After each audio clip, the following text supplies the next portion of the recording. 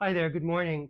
I'm going to be demonstrating today a cut where I'm going to be doing a long layered cut where I'm demonstrating where you can achieve the perfect 45-degree angle. And I'm going to be doing this by using these professional series of 5.5-inch offset shear, which I'm finding extremely comfortable. They're manufactured by a company called BPX. So I'll talk about these several times throughout the video today. So for those of you that are just beginning in the industry, you may find this very helpful. For those of you that are very advanced, that have been cutting hair for quite some time, you may not find it as beneficial. However, I will share with you tips and tricks that I have that's worked very well for me. So my experience as an educator, I've seen oftentimes where people are doing a blunt cut, and for whatever reason, and I'm unsure why, they tend to start either on the right or the left. Where in actual fact, what you should be doing is starting in the middle and working your way either to the left or the right, maintaining zero elevation so you have that precision cut. So, and I personally, I know that some stylists like to have the head tilted forward.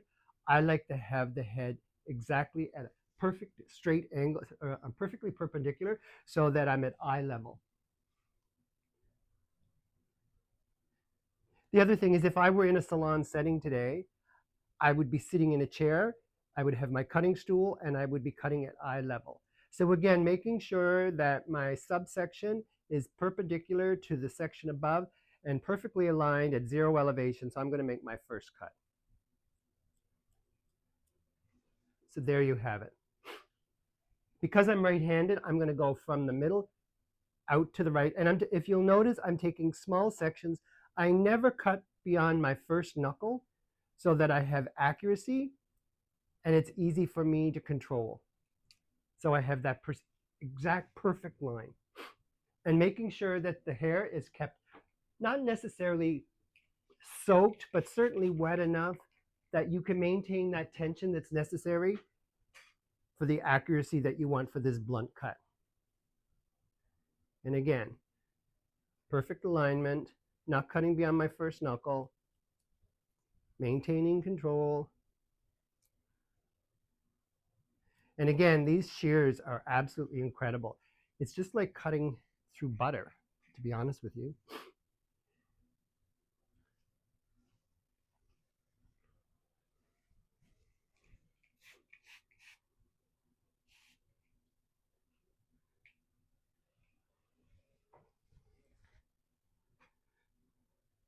So the issue that I find with this particular cut is that oftentimes stylists are trying to maintain that perfect 45-degree angle.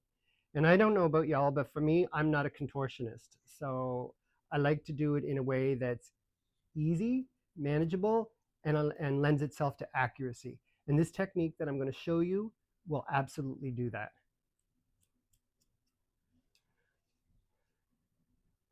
Okay, so there we have it. So I have my baseline completed.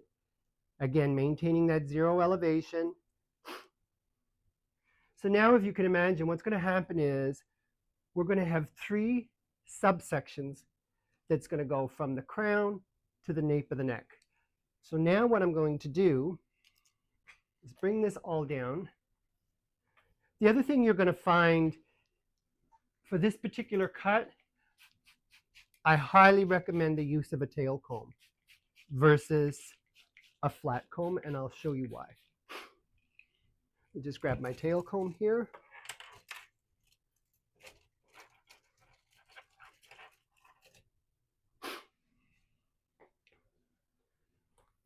Now, if you wanted to, it's where your level of comfort is, you could easily subdivide this back panel into three sections.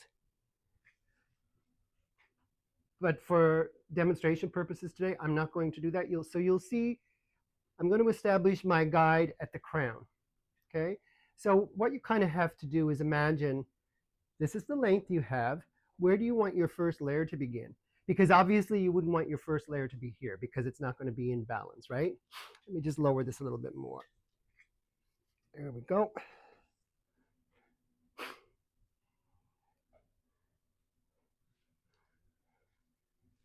So this is going to be my first guide, okay? So I'm thinking with the length that I have in the back, from the occipital bone down to the crown, this first layer is going to work really well for me. And once you've done your subsection like this and you have your tension, you can manipulate it however you want. You don't necessarily have to hold it at a 180-degree angle. Okay, so now I've established my guide for my first layer. And I'm going to continue taking small subsections all the way down from the crown to the nape of the neck, or till I run out of hair, whichever one comes first.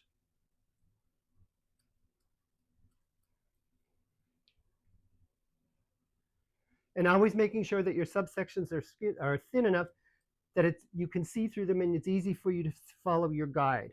Because if you take large subsections, it's going to be very easy for you to lose your guide. And then once that happens, then your precision is gone. And as we move through this cut today, you'll see as we get toward the end, I'm going to be doing face framing as well. In that face framing, I'm going to be using a different shear, and I will explain to you why I'm using that particular shear and the benefits of using that shear.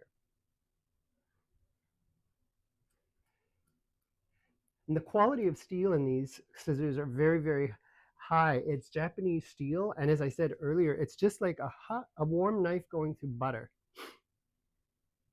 So you can see as I'm working my way down from the crown towards the occipital bone or even closer to the nape, I'm running out of length, which is a good thing because that means that my layering is almost complete. And I'm sure you can see the advantages of using a tail comb now versus a flat comb.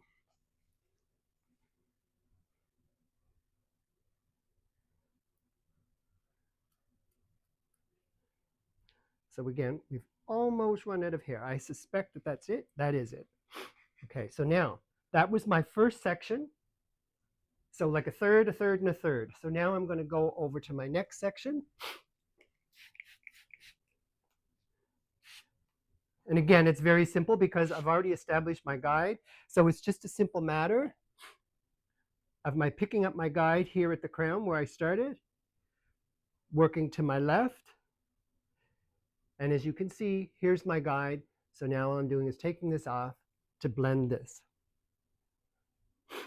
And I'll show you towards the end when I finish this procedure, you'll see how when I hold it out on an angle of 180 degrees, or I'm sorry, on 90 degrees, you'll see that it's the perfect 45-degree angle. And it's much easier to do than trying to manipulate your body in all directions. And then for most people, myself included, I think it's very challenging to maintain that angle with accuracy throughout the whole cut. And the other thing too, from a time management perspective, because we know time is money in the salon. And so this technique will allow you to do a long layered cut with precision very quickly. And with using a tool like these shears, again, you'll be able to do it in probably a third of the time that it would take if you were trying to do it maintaining that perfect 45-degree angle. The other thing I really like about these shears is that they're really well balanced.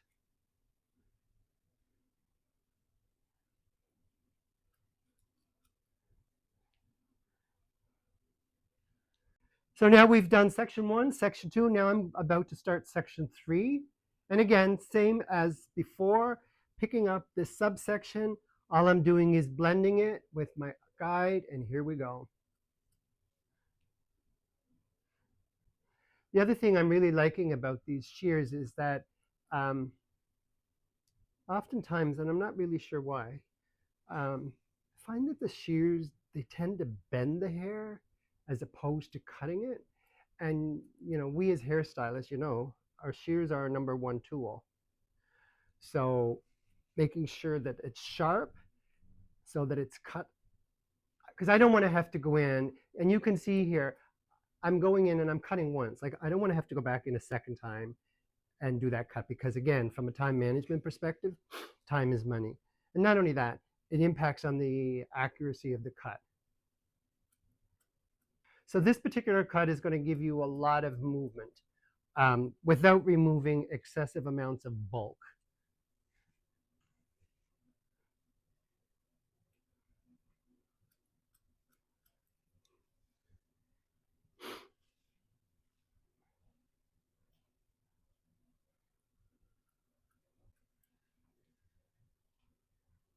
And again, so we've run out of hair. So there we go. Our layering is completed. And you can see the amount of movement now there is in the hair. So if we were to take this and to blow it dry with a round brush, we would get an incredible amount of volume. So now that we've done the back section, so you have 3 quadrants, quadrant 1, quadrant 2, and quadrant 3. So now I need to, because there's 2 types of guides, right? And I've used both here. I've used my stationary guide, which is bringing everything down to 0 elevation. And then I'm also using a traveling guide. So this guide here that I established has traveled throughout the back section, and now I'm going to carry it through the front section.